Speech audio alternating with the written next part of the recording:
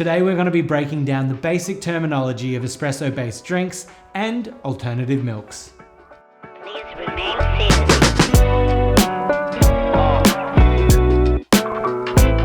Whether you're working in a cafe or just making coffee at home, today's demonstration should teach you about all the different types of drinks and the milks that are available.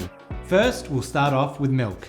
For dairy, you're going to have full cream milk, which tends to work the best with coffee because of its creaminess and it really cuts through the espresso.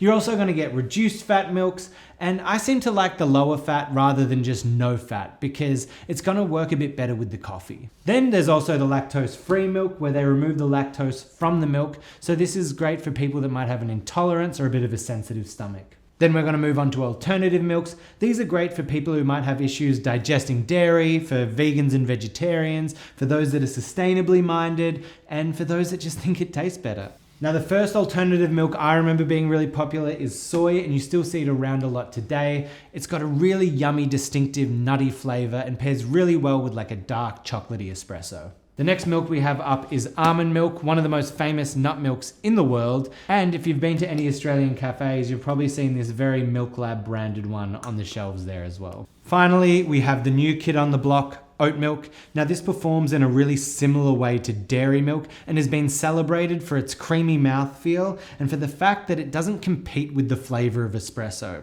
And that's why oat milk is quickly becoming one of the favorites amongst baristas. And then you've got other delicious alternative milks with more distinctive flavors, like you've got the coconut milk here, which, surprise, surprise, tastes like coconut. And you've also got this macadamia milk here, which reminds me of like a choc chip macadamia cookie. It's so yum. And that covers off the most popular of the alternative milks.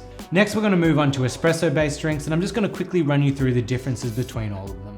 Now, it's important to know that all of these drinks evolve and change based on region and where they're served. I'm going to show you how I serve them, and I think it's a pretty good starting place for anyone that's trying to get into the world of coffee. First, we're going to start with the espresso, which can be served as a single or double shot. And this is going to be the base of all the drinks that we're making here today. Now, a single shot of espresso is normally around 17 to 24 grams of liquid. Next up, we have the long black, which is the double shot of espresso served over a dash of hot water. Now, the double shot of espresso is often extracted over the hot water so that it maintains the rich crema on the top and looks really great. An Americano, on the other hand, is pretty much the same thing, but they put the hot water on second, and this means that you don't get that rich crema on top, and it looks more similar to that of a black filter coffee. And now we're going to move on to the espresso-based drinks that start incorporating a little bit of milk. First up, we have the short macchiato and the long macchiato.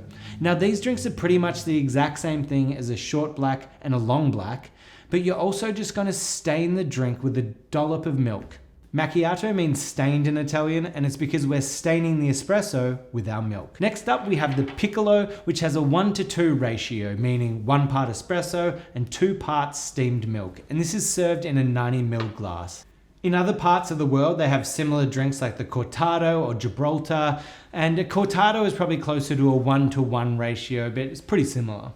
Next, we have the flat white, which everyone argues about whether it's from Australia or New Zealand. I'm here to tell you that without a doubt, it's from Australia, much like Russell Crowe and the Pavlova, all of those great things that are Australian.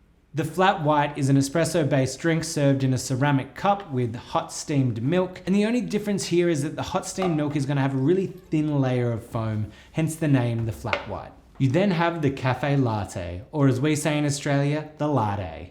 Now, this is espresso and steamed milk served in a glass, but it has a little more foam than a flat white, probably about a finger's worth on top. Then we have the cappuccino, which is served in a ceramic cup, and the two distinctive factors about a cappuccino are 1, the thick layer of foam that it's served with on the top, and 2, the dusting of chocolate. Then we have the mocha, which is just like a cappuccino, but instead of just chocolate on top, it also has a chocolate sauce or a chocolate powder mixed inside the drink. And then if anyone orders any of these drinks strong, it just means serve it with a double shot rather than just a single.